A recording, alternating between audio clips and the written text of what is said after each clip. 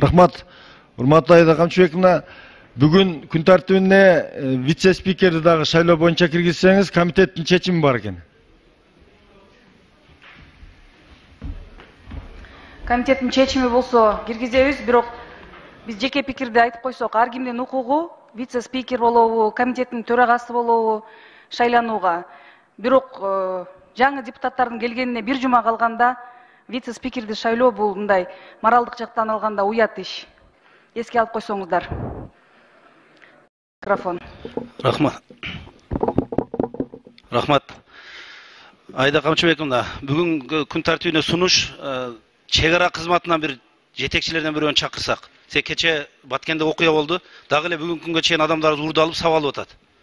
Ушуларга бир аз келип бизге толугураак маалымат берип, эмне болду, кандай болду? Ушулар боюнча маалымат берип, жана биздин сунуштар бар эле, кээ бирки сунуштарды берсек. Күн тартибине киргизип койсоңуз. 5-чи микрофон. Рахмат, Айда Камчыбековна. Урматтуу депутаттар, урматтуу төрага.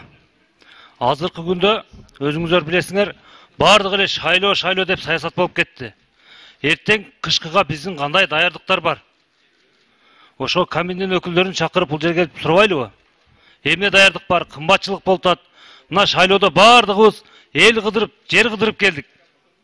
Кымбатчылык бардык жерде. Элдин көйгөйлөрү бар. Ошолорду биз айтайлы, эртерээк чечели. Ушундай болуп отура берсек, эртең кышта кандай кылабыз? Мына кышта кирип келди. Эмне даярдык бар? Эртең бишек тоңуп калабы кышта, же жылуу болобу? Кандай кепилдик берет? Ош шаарында дагы жылуулук болобу, болбойбу? Ошону сурайлы, кымбатчылыкты сурайлы. Азык-түлүктүн баасы асман чамчып кетти.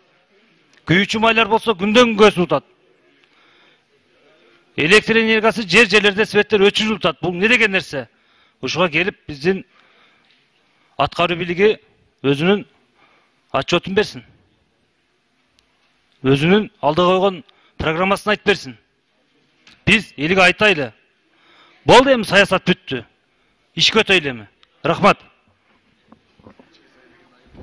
Регламентке ылайык комитеттен каралыш керек. Аны регламентке ылайык карап чыгабыз. 1-чи микрофон. Саламатсыздар. Мен бир маселени көтөрөйүн дегем.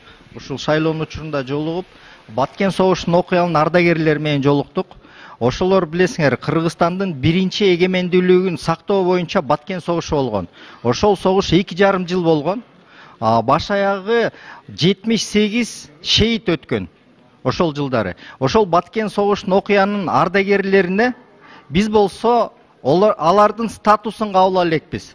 Чернобыльдин статусу бар, Афган согушунун статусу бар. Бирок Кыргызстандын эгемендүүлүгүн сактап калган Афган согушунун ардагерлеринин статусу жок. Муну болсо биз кабыл алышыбыз керек. Анткени бул статус аркылуу биз жаш муунду тарбиялайбыз. Алар биз үчүн керек.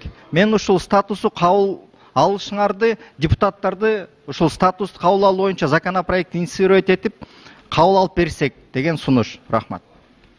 Урматтуу депутаттар, азыр ар кандай маселелер болот. Ар кандай маселелерге өтүп кеттиңер.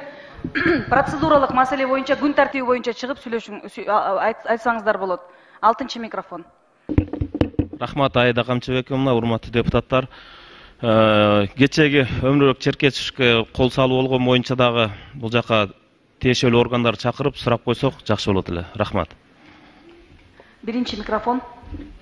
Рахмат. Саламатсыздар, урматтуу депутаттар.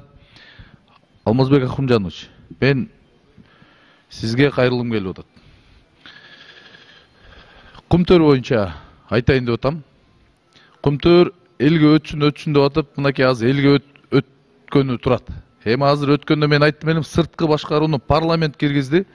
Парламентке отчет берсин дегем. Ага эртеси эле Кумтөрдүн пресс-службасы жооп берди. Биз азыр сот иштери болуп аткандыгына байланыштуу эч кандай маалымат бере албайбыз деп. Эми Кумтөрдүн жетекчилигине президент карт бланш берди. Учурдан пайдаланып, алар өздөрү билип, өтүктөрүн төргөөлөп атат. Кадровый чыгарда башталды Кумтөрдө. Өзүбүздүн жарандардын баарын жумуштан кетирип атышат. өзүбүздүн ата мекендик подрядный компаниялардын бардыгын жумушта келишимдерин токтотуп, Турция менен, Казакстан менен компаниялар менен келишимдер түзүлүп атат. Ушул боюнча маалымат берсин деп мен буга чейин да айттым элем. Азыр дагы Алмазбек Акымжанович, сиз ушуну жакшылап контролдоп болсоңуз, көлдө, Ысык көлдө кадровый чехарданын артынан ушундай ата мекендик компанияларга кылган мамиленин артынан азыр эл көтөрүлүп кетпесин. Мен эскертип айтып коеюн. Сиз дагы бул боюнча Кумтөрдүн жетекчилигине жакшыраак президентибизге дагы айтып койсоңуз, Кумтөрдүн жетекчилигине да айтып койсоңуз, эми ал кишиге ишенип, президентибиз ишенип, эл ишенип, парламент ишенип койсо, дагы бир жолу айтайын, өзүнө өзү билип өтүгүн төргелип атат. Ушундайын да токтотсун. Азыр мен эскертип атам. Себеп дегенде элдери менен кыдырып келдим. Ар бир айылдан маалымат алдым. Ар бир айылдан биздин жарандар, жумуштан кеткен жарандар кайрылды. Ошол себептен азыр ушундайын да токтотсун. 5-чи микрофон. Рахмат. Урматтуу төрайым. Мен да мына кесиптешиме кошулам. Кышкы даярдык боюнча комитеттин төрагасы келип маалымат берсе жакшы болот. Көмөр кымбаттап атат, свет, жылуулук дегендей. Анан депутаттар бири-бирибиздин оюбузга комментарий бербесек. Себеби азыр көз ачыктык кылып турбайлы, бүт олигархтар, сатып алгычтар элди сатып алып, ар түрдүү саясий иплас оюндар менен, саясий иплас технология менен шайлангандар да бар да кээ бир округда. Али саясий стабилдүүлүк, тынч деп эч ким гарант бере албайт. 2 аптадан кийин болобу, мыйзам боюнча ошо орду бош экен, комитеттин 16 мүчөсү колдоптур деген сунуш берип атам. Анан ону коесузбу, койбойсуздарбы өзүңүздөрдүн ишиңиздер. Бирок бүгүнкү күндө 2 аптадан кийин мандат берилип калат деп көз ачыктык кылышка эрте азыр. Себеби саясий абал бүгүн бардык региондордо тынч эмес. Одномандатный округдарда ыплас шайлоо болгон бардык элибиз бүгүн карап турат.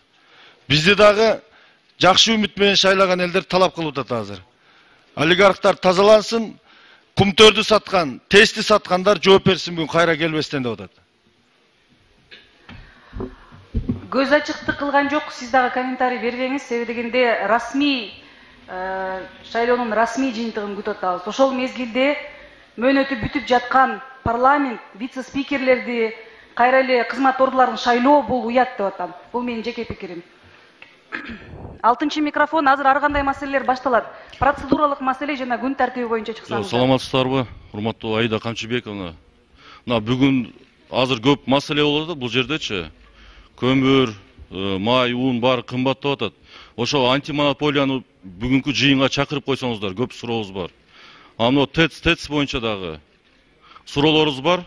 Бүгүнкү жыйынга ушулар катышып берсин сураныч.